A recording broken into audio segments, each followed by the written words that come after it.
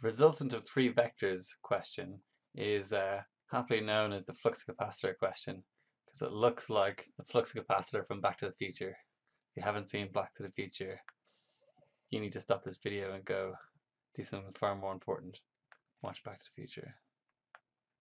Okay, there's your flux capacitor. And what I'm doing is I'm drawing little Newton meters on here. Little Newton meters, all attached to a little ring in the middle. Alright, and that's it. So I can delete this background, and that's my diagram there. I guess there could be more rectangles. So the idea here is that if the forces are balanced, it's either not moving or moving with a constant velocity. Okay, so if they weren't balanced, it would be accelerating. So once you draw your diagram, you've got to write down two of these 4 points. Firstly, 3 Newton meters, you're tied together using a small ring or a knot, as shown in the diagram. So just explaining what you've used. Remember, you don't get marks for a diagram, you get marks for labeling it. Alright, diagram does help though, you can't label nothing.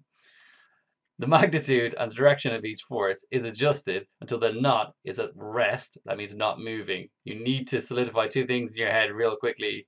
Not moving or moving at a constant velocity means balanced forces. Otherwise they're not balanced and it's accelerating. The readings for each force and the angles are recorded, just recording them. And finally, the resultant of any of the 2 forces will be equal to the magnitude and direction of the third force. Magnitude means how big and small, direction is direction. Okay, and if you happen to have that flux capacitor shape and there's 60 degrees between each of them, and actually that's a funny case. In that case, they should pretty much read the same on all Newton meters. So they'll all read about, let's say, 5 newtons or 6 newtons, depending on how hard you pull them. Okay, and that's it.